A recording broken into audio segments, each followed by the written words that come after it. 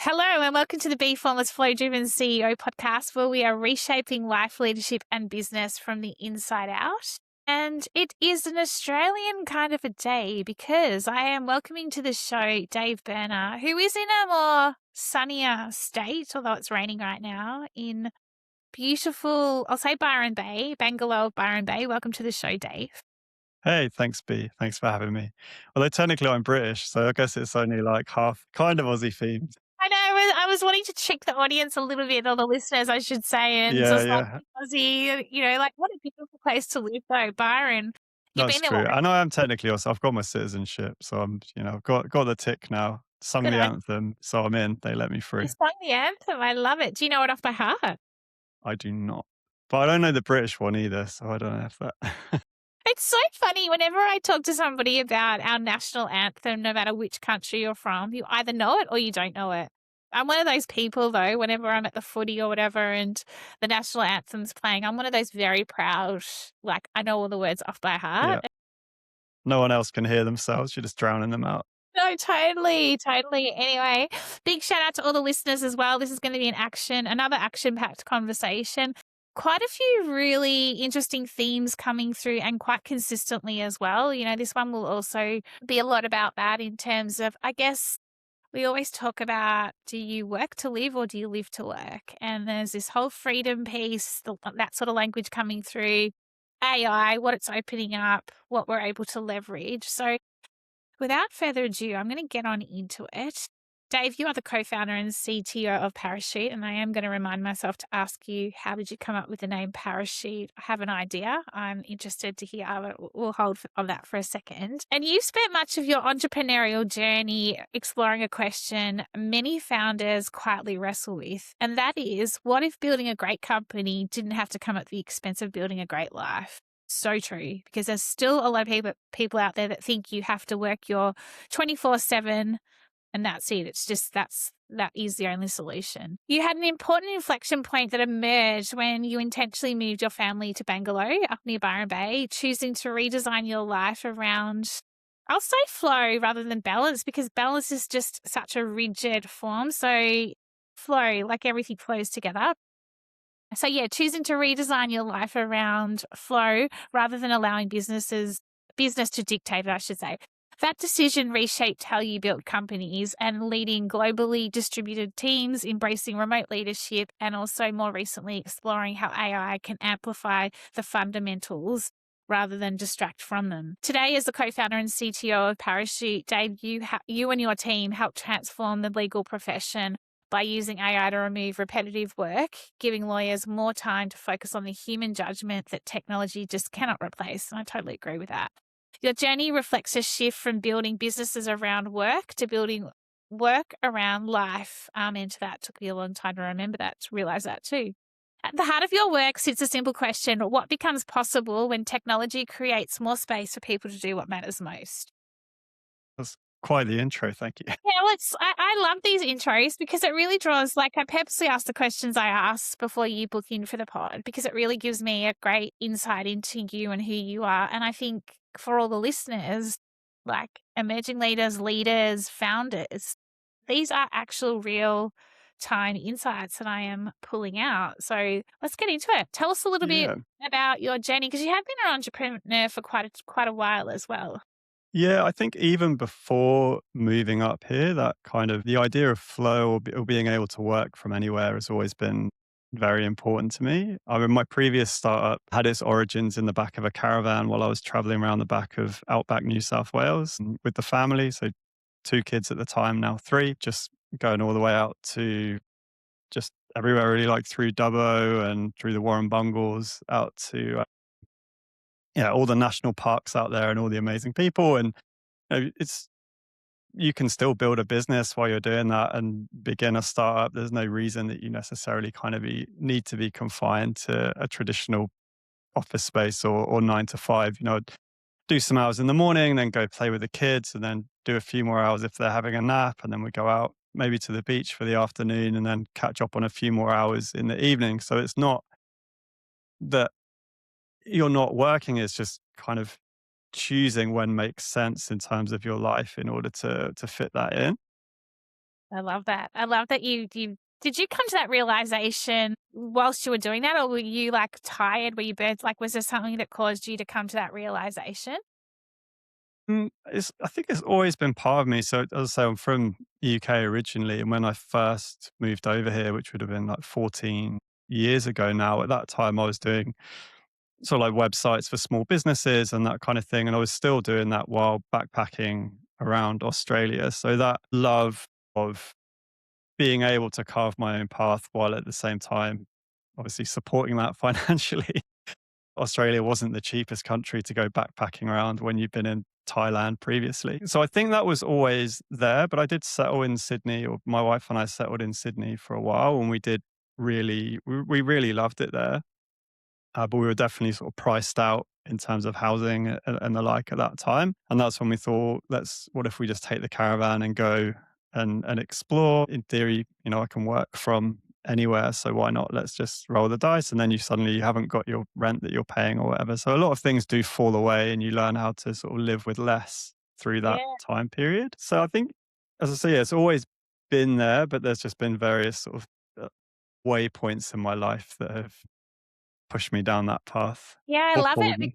because you're in this AI space now, and you were doing this all before pre-AI. So, like, you've been, like, doing remote digital nomad, if you like, for quite some time. Did you come across any challenges along the way? Like, as an entrepreneur, or, when as you've worked, as much as you get all this freedom and choice of when you can work, was there anything that you were, like, noticing in terms of challenges and that things that you thought, well, this needs to be addressed and I'm going to be part of addressing this? Or has it come up more recently where you're, like, coming back to the just, like, taking away all the white noise and getting to the heart of, well, actually, what have I got to do as a human in. Yeah, I think so that there's been, like, I suppose, a few periods of life. So that initial one, I did actually fall in love with Byron Bay around that time, but at that juncture, remote working wasn't really that common. There wasn't really that much in the way of work. We'd only just moved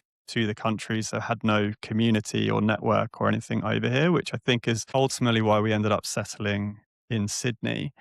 And the tech community was really, still is, I'm sure, very vibrant. You had meetups for almost every single programming language, or like for product managers, or whatever your kind of wherever you sat on that spectrum of tech, there was kind of this pre-built community that you could go and join. So that was a very big pull for me, and I guess brings in that human centric element. So I don't think it would have been right for me at that stage of life to try and build a business remotely in the middle of nowhere or in a caravan without that kind of support around me.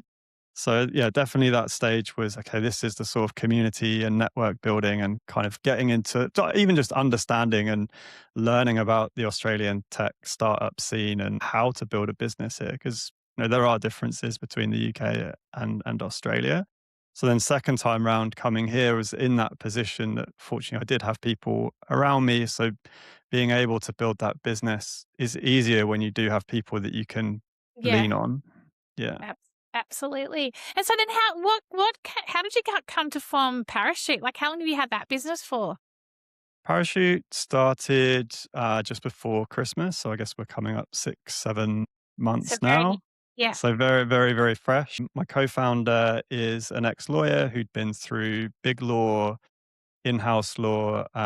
He did legal or head of legal for Eucalyptus, who recently exited. So he had like a and also started his own law firm. So I kind of had that full spectrum of legal expertise, and I suppose needed someone that kind of had the technical chops to really be able to bring this vision to life of being able to enable more the reason he peeled away from Big Law to start his own thing was like he also has that kind of entrepreneurship mindset that I have. And we'd love to enable more people to peel away from Big Law and start their own Yeah. businesses and be able to, take on the big guys. And why can't they? They no longer need these teams of a No. thousand anymore to be able to compete. So that's kind of how it came about. But also a lifestyle thing for your co-founder as well in terms of like, it's hard work, like, climbing that corporate ladder, but more and more, and you've been doing this for quite some time where I always get this wrong. It's like live to work versus work to live.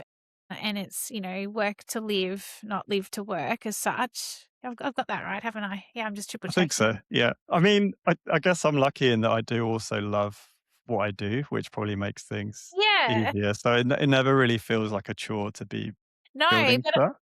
No, but your co-founder, did he come to a realization where he was like, I'm sick of working for the man. I want this to be on my own terms? Because as an entrepreneur, yes, you're working long hours. It's stressful at the best of times. There's no day is the same as such. You also Yeah. have a choice of how you want to build a business, right? And not always you get that choice when you're in a bigger company as such. Like, is that something that connected you two together also as co-founders? Yeah, I think so. I think there was definitely that side of it. It's definitely a hustler. I mean, we had one, I think after our first phone call, he asked if he could put me on the pitch deck. So I think it was, and I kind of loved that sort of willingness to roll the dice, take a risk. And, he was telling me how, like, when he was at Eucalyptus, a lot of the time he was actually figuring out, like, is legal really just a marketing expense and what can we get away with? And if we're going to be sued, is that going to cost us less than not doing it? And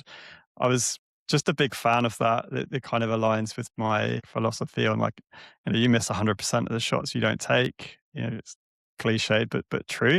Yeah, I like that. So yeah, really, really aligned on that. I'm still trying to get him to move up here every time because he's got family up here. So we'll come up and we'll get I have 3 kids. He has 3 kids. They'll all get together and go out and play. And Have fun. yeah, super, super fun. So that I'm chipping away at that at the minute, but like where he's heading up the sales, Sydney's kind of where a lot of our ICP is. So it makes sense that he's there at the minute until maybe we've grown a little bit bigger. Do you think, Dave, that the entrepreneurial landscape or businesses are at a point in time when we bring AI into play and, taking away all the, I guess, menial work, if you like, or repetitive work? We've been talking about redesigning life in terms of life comes first. You choose life. Work is obviously a massive part of it. It's life first, family first, all of that. Are you seeing that there is this unfolding, as much as we're in this, obviously this new revolution that we're in, or the revolution we're in, I shouldn't even say new. Is it enabling us to also redesign what life looks like, what business looks like, what entrepreneurialism looks like as well, in terms of, are you noticing that, like, from what you're seeing? Or do you like, what is it besides obviously you're specifically honed in on your ISOP and legal, but if we open this right up to the repetitive work, giving us as humans more time to be human, to make the judgments, to make the decisions. And tech's never going to replace that, to give us more freedom. What are you seeing? Yeah, I think so. I think that's always been the most interesting part for me anyway, is the icing on the cake or whatever you want to call it. Like, not necessarily the filling. It's always like what you're actually presenting to the world or to the customer or whatever it is. That's kind of what makes something inherently human. You can buy a card off the shelf, but it's the message that you write inside that nicely packaged thing that actually makes the difference, that kind of has that connection over the top of a Hallmark card or whatever it is. I think in terms of shift in entrepreneurship, definitely seeing a lot more of the kind of younger generations coming through and feeling like they can take on the world now and they don't necessarily need to subscribe to that kind of 9 to 5 mindset. And I don't know. I think it's just hit so many layers all the way down. Like, even when I think about for my own kids, would I want them to go through a traditional path of like education and university, or maybe they mentor under an entrepreneur instead? Like, Yeah. what is that correct balance of skills that's actually going to be useful for them going forward? Unless they want to be a doctor or something Or even super like, specific where that's, it's yeah. so true though. Like, everything's up for grabs, isn't it? I was talking to someone on the pod this morning about the education system as well, and life skills, human skills, like being able to dial those up instead of the traditional. You use the word rigid. We don't need to have a rigid conversation. Absolutely not. Like, and I think this is the exciting part, is freeing us up to be able to do what we're meant to be doing. And you would also be seeing that with the lawyers, like it's a high burnout rate from, industry. I've heard it, I've seen it. There's burnout everywhere. And yet we're almost addicted to this work or this, the way we're expected to be educated, the way we're expected to go, the job we're meant to have, etc. It Yeah, does. it's interesting. Yeah. I don't know if that fully goes away with AI. I think it depends on your personality type, probably. I mean, I find AI can be a little bit addictive in and of itself because it does enable you to get so much done that you're like, oh, maybe I can just squeeze in this one more task before I go to bed or before I do this thing. Like it's quite easy to get stuck in that loop, I guess, because you can just keep going and almost like everything's up for grabs, even in terms of what you could achieve in that time. You're like, well, am I wasting time by not just doing this thing now? Before, and then it's locked off. So I think there does have to be a certain degree of discipline with it as well. Yeah, I agree. I actually feel like my brain sizzles after a while if I call it the dark side of flow. It's not my thing to call term to call it. It is though. Like it's like, when you get into those like flow state moments where you're just like everything's effortless. And then sometimes if I'm like collaborating with, I don't know, Claude or whatever, I've been doing it today actually working on this big business plan. I've had to just pull myself out because I can feel like my brain's just being sucked.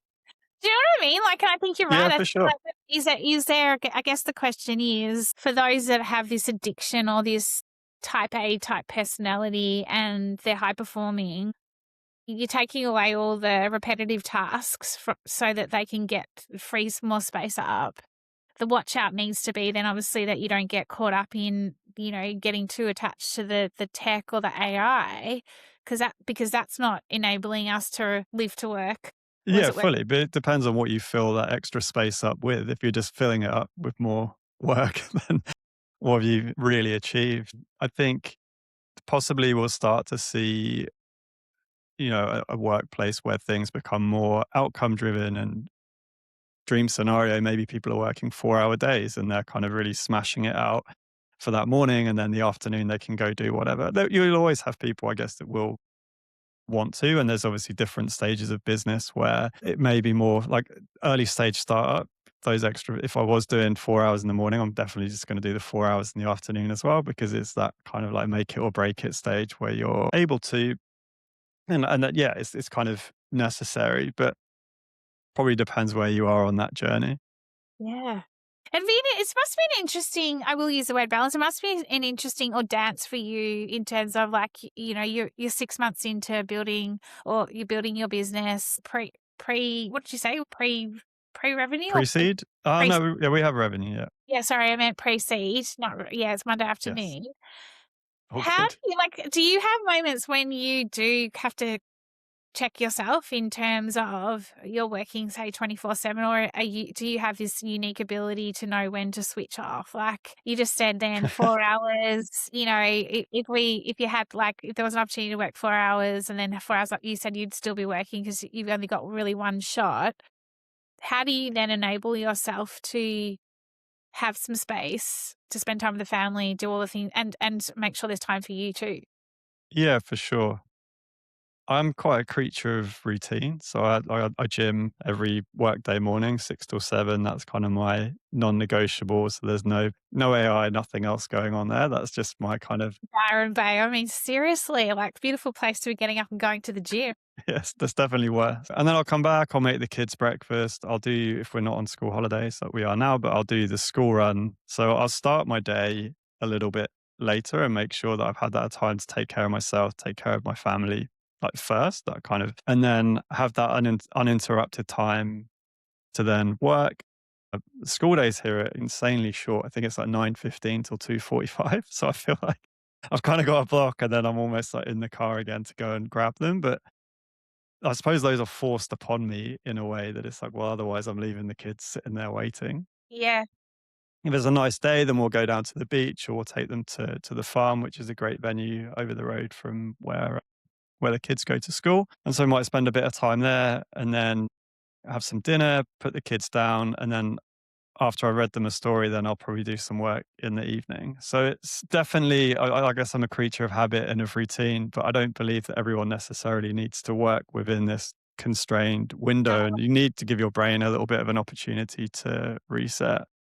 Absolutely. Yeah. I mean, I'm going to go for a walk along the beach, as freezing as it'll be after this, because my brain does need a reset. And I think we quite often forget to pull ourselves away from the noise, if you like, because not all the noise, but we just need to pull ourselves away, because I find that's when you get the most fresh perspective. For sure.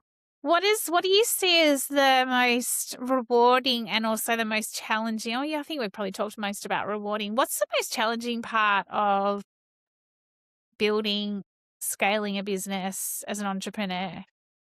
In this world, Yes. in today's, yeah, interesting. One of them is definitely now that you can build anything, is trying to figure out what actually you should be spending your time on, which is good because it forces more human conversations, speaking to customers, and just really understanding and kind of learning what to push back on. Because every single feature request, every single idea that gets thrown at you, you can actually now just whip around so quickly. You're seeing a lot of businesses. A friend of mine said he logged into Monday.com the other day and it literally had every single feature from everything under the sun, I guess, because they now can build it. But it doesn't necessarily mean that you should. And it probably like dilutes your product offering, if anything. So probably having that discipline to just really hone in on what's going to have the biggest bang for buck on your customer and making that truly great rather than having that just because you can go wide, just going as wide as possible. So the other challenge, Sorry, Dave, just on that, I would love to yeah, pause on that for a second, because it's yeah, of such course. a valid insight and point at the moment, in terms of it's almost like how long's a piece of string? And there's this shiny AI, like whether it's agentic or whatever, and it's like, I need to have it all. Like it's like, like that being like in a candy store or like Christmas time. And I think this is a really big opportunity for leaders, founders, everyone out there, like to just kind of go, hang on a second, what actually is going to push the product business forward, versus thinking you need absolutely everything. Because I think that also is where things get diluted. We lose sight of our strategy. We lose sight of our purpose. Yeah, for sure. And when you think about most of the, I mean, I'm talking about software because that's the world that I know, but the products that I use daily, I probably only use 10% of their features. It will just be the what, like I haven't gone through and clicked on every single item that's there to discover what's there and what's possible. Like you just don't. Most people don't. They use like the kind of bare minimum of what they need to kind of get by. A friend of mine he works at Atlassian. I don't know if I can talk about them openly, but sure. He was saying that their customers have actually started telling them to slow down because they're now, which I never thought I'd hear from Atlassian, but they're now shipping so fast that their customers can't keep up with the updates and they're feeling overwhelmed. Which, I mean, that's again just testament to, again, just because you can build everything doesn't mean you should. If you're getting hit with a pop up every single time you log in saying, this new feature, there's this new feature, your customers are just going to, spin out.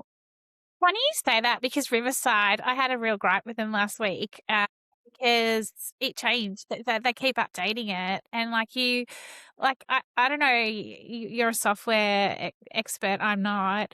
There's a lot of intuition that is required. A lot of these platforms are quite intuitive, and yet then they go and change. What do you call it? They change this, like the infrastructure or whatever, and The UI in some way. Yeah. something moves from the left to the right, and all of a sudden my brain just starts having a SPAC attack. And it's almost like then I've got to retrain myself. And I was just like, the other day, I actually reached the button and said, "This is out of control. You haven't explained yourself very well." Because I think it's true. I think that everything is at such a speed at the moment. We need to slow it down a little bit, because how do you get feedback? How do you know whether it's the right upgrade or not? I think you've just raised a really good point. And I think that, again, to all the listeners and people who are actually tuning into this, like having the ability to actually give the feedback and actually go, it's okay if we need to slow things down, because we just can't keep going at the pace we're going at. No, it just doesn't make any sense. And like, you just want to come on, record your podcast and have a easy experience. And if the first thing when you hit is some new thing and you can't even find where to hit start episode or whatever it is. Like it chucks you out of your flow state before you've even begun. Yeah. Yeah. And most people using it are probably in that same boat. They're Yeah. just using that direct path. I'm sure there's a million and one. I used Riverside on the show that I used to run as well, and yeah, probably used a fraction of the features. It was pretty much just for the recording side. Yeah. This was the editing side of the features that I was having a bit of a conniption about the other day. My brain just wasn't coping with it. Tell us quickly a little bit about I guess for me, the repetitive work. Like what do you see as the repetitive work that absolutely can be replaced by AI versus what isn't repetitive and that cannot be replaced? So, I mean, I've been a coder since I was 15, which is now makes me, I don't know, very old. Say over 25 years anyway, we'll Yeah, say look that. at So that formed not that it should be part of my identity in some way, but it was known like I would write code. If somebody needed a website built, they'd probably hit me up for advice or whatever on it. And then probably about 6 months ago, come into that realization that AI has probably surpassed the level of coding or that I would be able to produce, and definitely the speed at which I would be able to produce it. I guess it's a bit of a hit to your ego and your identity to kind of absolutely. realize that. Mm. And so took a bit of a step back from that and looking at, okay, well, what is it that I'm really bringing to the table here? Is it just the kind of raw code that's being put out there? Or is it how I'm thinking about the product or the customer or the strategy of the business, which I suppose there's different layers because I'm like the business owner, but even if I was to pare it back just to being at an engineering level, we had a feature request a little while ago from someone internal that said, oh, we need to add this search bar in this part of the product because they wanted to be able to search this list and of cards. And then when I'm looking at it, I'm like, well, I don't think the problem is the search bar. Actually, it shouldn't really be this list of cards at all. It's a completely different UX paradigm that needs to come in, that needs filters and blah, blah, blah, blah. If you just chucked their initial query straight into AI, it's going to give you a perfectly working, fine search bar and you're good. But none of that pre-think, like it can solve the wrong problem for you, right? Yeah. So that part still is very human as far as Yeah. I'm concerned. So I don't think it can replace that. And then the more you pare it back, the more you realize that you are actually adding value in other ways and it wasn't necessarily just that kind of output. A lot of people using it for content, I guess, is the big one, especially like LinkedIn. You see a lot of just an AI post and then there's an AI comment, which LinkedIn even gives you a button that you can click to generate an AI comment. So it's just AI all the way down, which is awful. I don't think that I should ever agree. be. So sloppy. It's just so bad. It's like we're gonna get back to, you know, back to being human here, don't we? Absolutely. Oh my God, I just had a really good question for you and I've lost it. It'll come back to me. It Okay. was oh no, here it is. Yeah, it's just dropped back in. Identity. I loved that you just brought that up. So had a bit of a dig to your ego, been a coder since you're 15, in comes this new punk AI revolutionizing the Yeah. world. How much do you feel like you've evolved though as a person in terms of like you've clearly found new parts of you that you probably didn't know existed and would have kept probably doing the same old, well, not same old, but do you know what I mean? With if AI hadn't have come in and, been a bit of a punk and said, I can do this better than you can, and, sort of thing. Like, has that given you a new, I guess, sense of self-worth, a new sense of confidence? What's it given you in it from an identity perspective? Yeah, I think it's been nice to actually be able to detach. I was never really comfortable with the term entrepreneur probably before because I always thought of myself as a coder. So I've probably become a little bit more comfortable in that lane. I don't think I'd ever say it in England because I'd get slammed for it. I don't know. We like to have digs at each other. But yeah, I think that it was kind of nice in a way, but it's just taken a bit of time to get Adapt. there and sit comfortably with it. In terms of confidence, I mean, even in the previous startup, I was still coding, but probably not to the same degree that or maybe I can't even call it coding. I'm responsible for the build in the output, but maybe not as much as I am now. Taking on a product or project the size of this legal AI platform probably wouldn't have had the confidence to think we could take it from zero to something, I think, within 6 months to be at the point where we're in the same conversations as some of the biggest players in the space. So that just wouldn't have been on the table. Like you'd look at these giants and be like, well, we're never going to be able to catch them. So yeah, it definitely kind of gives you that jetpack, I suppose, in Yeah, being I able love to it. catch up some of the incumbents. Yeah, it's incredible. Like, because you like it sounds like you guys are going gangbusters. Like you've what 6 months and you're taking on the big giants. You're about to go, well, you're looking to go global. You've got a couple of, I think you said you've got a couple of global clients. Like, watch out, Yes. world. Take Yeah. Parachute. Where did Parachute come from? Like, how does that the name? Yeah. There's been naming things is really hard, Speaking of just identity. generally. Yeah. Yeah, speaking of identity. And we knocked about a lot of different names, some that were kind of playing on some of the competitor names and that kind of thing, but it just didn't really sit right. One of the features of the product is while we're targeting lawyers specifically, is they can invite their customers to use it. Because the reality is end users and organizations are using AI for their legal work anyway. They're using ChatGPT, they're using Claude, and then they go to the lawyer and go, "Hey, I've done this for you." So probably all you need to do is give it a tick, and that means you don't have to charge me as much. And then the lawyer gets it and they're like, "What is this garbage?" If we effectively need to start over. So what the law firm can do is give the client access to Parachute. They can do all the drafting and everything that they want inside there, where they know that at least the output is going to be of a good standard. And then there's a one-click button there where they can send it to the lawyer for review. The lawyer can see all the prompts they used, all the documents that they uploaded it, rather than just the final output, so they can see how the customer got there. So one of the ideas was this, like the lawyer kind of parachuting in to sort of Yeah, I love it. sense That's check kind of it, exactly kind of what I thought it would be around this kind of saving or something around rather than just dropping to the ground and crashing. yeah, The exactly. parachute comes in and almost saves the day in a way. Yes. Yeah, I love that. I love that so much. I've got two final questions for you, Dave. Okay. Bootstrapping versus raising. Like what? Well, Like what would my preference be?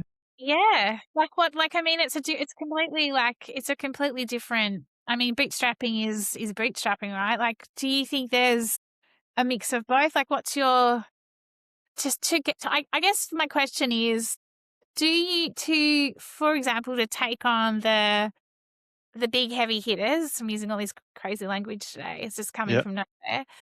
Do you think that in a category like you're playing in for now, this and it sounds like you could potentially expand it. I could be wrong here Mhm. from a product perspective. Do you think that you genuinely need investing for that sort of I think it ambition? depends. Yeah. There's a few factors at play. I mean, I guess most people not having to give up any equity in their business would be a dream scenario. For me, got 3 kids, need to be able to support those. So if I had a massive nest egg behind me, then possibly not. Yeah. I think for, younger generations coming through, if they've got cheap rent or they're living with their parents or, found a way to kind of not have a lot less overheads, like the actual business costs can be relatively low. I think for legal AI, it's interesting because there are some costs that you have to incur. So even just going through some of your compliance certifications, like the boring stuff like your ISO 27001 and your SOC 2, like, they can be 10, 15 grand a pop each, which you might have sitting around. And if you do, You may kind of not. Yeah. good luck to you. Mm. A lot of our sales come from in-person events. So we'll do roundtables and we'll invite law firms in. And, that obviously comes with costs in and of That's itself to be able yeah. to put on those kind of events.